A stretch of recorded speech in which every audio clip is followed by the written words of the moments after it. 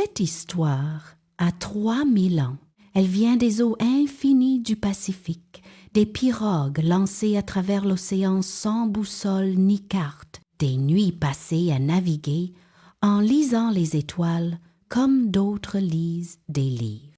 Elle vient d'un peuple qui regardait l'horizon et voyait non pas une limite, mais une invitation. Un peuple qui avait décidé que l'océan n'était pas un obstacle entre les terres, mais un chemin qui reliait tout. Et pourtant, cette histoire est plus vivante que jamais. Avant de commencer, abonnez-vous à la chaîne et likez cette vidéo maintenant. Chaque soutien compte énormément et me permet de continuer à vous raconter ces histoires. Son nom, les peuples polynésiens le racontent depuis que leurs ancêtres ont posé le pied sur les premières îles du Pacifique. Ils le racontent autour des feux, sur les pirogues en haute mer, dans les cérémonies où les anciens transmettent aux enfants ce que les livres ne pourront jamais contenir. Pas comme une légende lointaine, comme quelque chose de vivant, de présent, de réel. Maui, le demi-dieu, le trickster, celui qui a volé le feu aux dieux, qui a ralenti le soleil avec ses poings, qui a pêché des îles entières au bout de son hameçon magique. Imaginez le Pacifique il y a 3000 ans. Pas les plages touristiques d'Hawaï ou de Tahiti, pas les cocktails au bord de l'eau, pas les hôtels de luxe construits sur du sable blanc. Le vrai Pacifique, celui d'avant, celui qui couvrait la moitié de la planète sans une seule terre en vue pendant des semaines entières, celui dont les vagues pouvaient atteindre la hauteur d'une maison et dont les tempêtes pouvaient effacer une pirogue de la surface de l'eau en quelques secondes. Un océan qui tuait les imprudents et révélait les courageux. C'est dans ce monde-là que Maui est né. Pas comme un dieu parfait assis sur un trône de nuages, comme quelque chose de bien plus intéressant. Maui est né trop tôt. Prématuré, si petit, si fragile, que sa mère Taranga le crut mort à la naissance. Elle l'enveloppa dans une mèche de ses cheveux, comme on emballe quelque chose qu'on n'a pas le cœur de regarder mourir, et elle le confia à l'océan. Elle le déposa sur les vagues et tourna le dos. L'océan ne le tua pas. Les vagues le portèrent. Les algues l'enveloppèrent pour le réchauffer. Les méduses formèrent un bouclier autour de lui pour le protéger des prédateurs. Et quand il fut assez fort, il fut recueilli par son ancêtre Tamanuikite-Rangi, qui le nourrit, l'éleva, lui transmit les premiers secrets de la magie. Maui grandit entre deux mondes, pas tout à fait humain, pas tout à fait divin, quelque chose entre les deux, quelque chose que les règles normales du monde ne semblaient pas concerner. Quand il retrouva finalement sa mère et ses frères, il était déjà différent, plus rapide, plus fort, plus rusé que n'importe lequel d'entre eux. Ses frères le regardaient avec ce mélange de méfiance et d'admiration qu'on réserve à ceux qui semblent jouer une partie différente des autres. Et Maui, lui, regardait le monde avec une question permanente dans les yeux. Pourquoi est-ce que c'est comme ça? Et qui a décidé que ça ne pouvait pas être autrement? Cette question, elle allait changer le monde. Littéralement, dans les temps anciens, selon les récits polynésiens, le soleil traversait le ciel à une vitesse folle. Il se levait, bondissait d'un bout de l'horizon à l'autre et disparaissait avant que les hommes aient eu le temps de faire quoi que ce soit. Les journées étaient si courtes que les femmes ne pouvaient pas finir de tisser leurs nattes, que les hommes ne pouvaient pas rentrer de la pêche avant la nuit, que les enfants s'endormaient avant que la nourriture soit cuite. Le soleil faisait ce qu'il voulait, depuis la nuit des temps, parce que personne n'avait jamais eu l'idée de lui dire d'aller moins vite, personne sauf Maui. Il observa le soleil pendant des semaines, nota l'endroit exact où il sortait de la terre chaque matin et fabriqua des cordes tressées avec les cheveux sacrés de sa grand-mère, des cordes si résistantes qu'elles pouvaient retenir n'importe quoi. Ses frères le regardèrent faire en pensant qu'il avait perdu la tête. Capturer le soleil, ralentir le soleil, l'idée était si absurde qu'elle en était presque drôle. Maui et ses frères se cachèrent dans l'obscurité avant l'aube, tendus, silencieux, les cordes prêtes dans leurs mains. Et quand les premiers rayons du soleil émergèrent de la terre, Maui bondit. Il lança ses cordes. Il attrapa le soleil par ses rayons comme on attrape un animal sauvage au lasso. Le soleil rugit, se débattit, brûla tout ce qu'il pouvait atteindre. Maui tint bon. Il frappa le soleil avec sa mâchoire de grand-père enchanté, encore et encore, jusqu'à ce que le soleil, épuisé et douloureux, accepte de ralentir. Depuis ce jour, les journées furent assez longues pour que les hommes vivent vraiment. Pas juste survivent, vivent. Mais l'exploit de Maui, qui résonne le plus profondément dans les récits polynésiens, celui qui explique pourquoi des îles surgissent de l'océan au milieu de nulle part, est l'histoire de la grande pêche.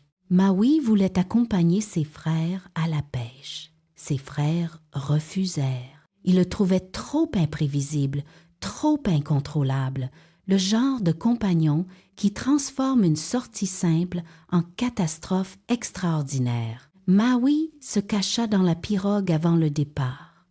Quand ses frères le découvrirent en pleine mer, il était trop tard pour faire demi-tour. Ils ronchonnèrent, ils grognèrent, mais ils continuèrent. Quand ils furent au large, Maui sortit son hameçon, pas un hameçon ordinaire, un hameçon fabriqué à partir de la mâchoire de son ancêtre divin, un hameçon qui avait le pouvoir de prendre à l'océan ce que l'océan ne voulait pas donner. Il le lança dans les profondeurs.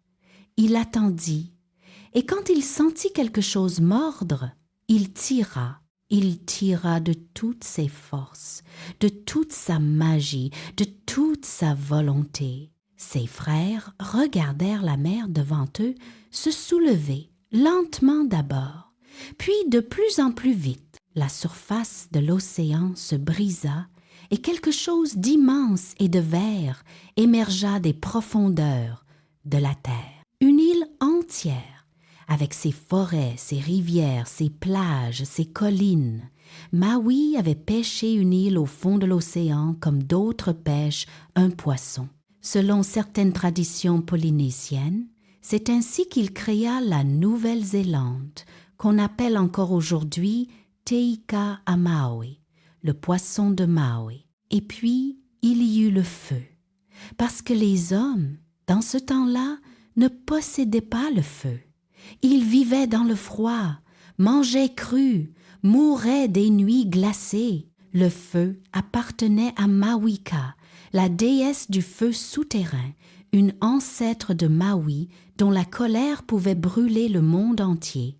Personne n'allait lui demander quoi que ce soit. Maui y alla. Il se présenta à Mawika et lui demanda poliment un peu de feu. Elle lui arracha un ongle d'où jaillit une flamme et le lui tendit. Maui l'éteignit dans la première rivière qu'il croisa. Il revint, il lui demanda encore du feu, elle lui arracha un autre ongle, il l'éteignit encore, il recommença, encore et encore, jusqu'à ce que Mawika n'ait plus qu'un seul ongle, jusqu'à ce que sa patience soit consumée comme ses propres flammes. Elle entra dans une fureur qui embrasa les forêts, les rivières, le ciel lui-même. Le monde entier brûlait. Maui courut, appela la pluie, conjura les tempêtes pour éteindre l'incendie. Mawika, à bout de force, lança sa dernière flamme de toutes ses forces. Elle atteignit un arbre, puis un autre. Le feu se cacha dans le bois des arbres, attendant d'en être extrait. Et depuis ce jour, les hommes savent frotter 2 morceaux de bois ensemble pour faire du feu.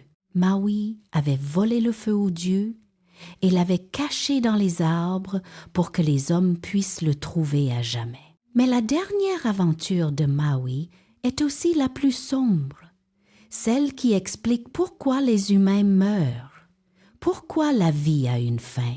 Maui voulait offrir l'immortalité aux hommes.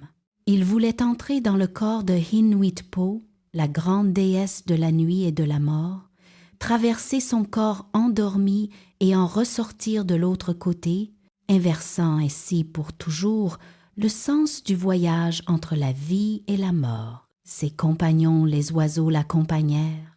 Terrifiés mais loyaux, il leur fit jurer de ne pas faire de bruit, quelle que soit la chose qu'ils verraient. Il s'approcha de la déesse endormie dans la nuit.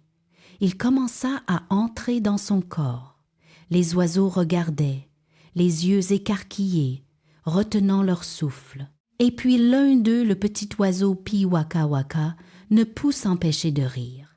Ce spectacle était trop absurde, trop étrange, trop impossible. Son rire éclata dans le silence. La déesse se réveilla. Et Maui mourut, pris au piège entre la vie et la mort qu'il tentait de conquérir. C'est pourquoi les hommes sont mortels.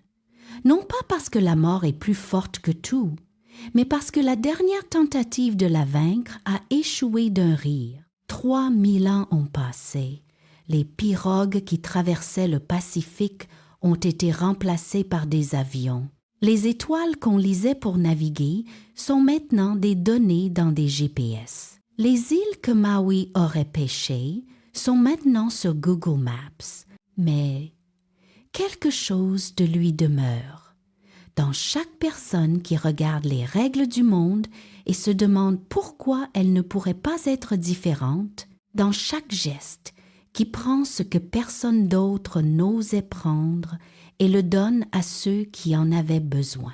Dans chaque enfant qu'on a laissé de côté trop tôt, trop petit, trop peu, et qui a grandi pour changer le cours des choses. Dans cette idée que le monde tel qu'il est n'est pas le monde tel qu'il doit être. Et que quelqu'un, quelque part, a décidé de faire quelque chose à ce sujet. Maui sourit depuis 3000 ans. Il tient encore son hameçon. Et il regarde l'océan en se demandant ce qu'il reste à pêcher. Si cette vidéo vous a fasciné, abonnez-vous à la chaîne et likez maintenant. Partagez cette vidéo avec quelqu'un qui pense qu'il est trop petit pour changer les choses. Dites-leur qu'il existe un Dieu né avant terme, abandonné dans l'océan, et qui a quand même ralenti le soleil. Il s'appelle Maui, et il a commencé encore plus bas qu'eux.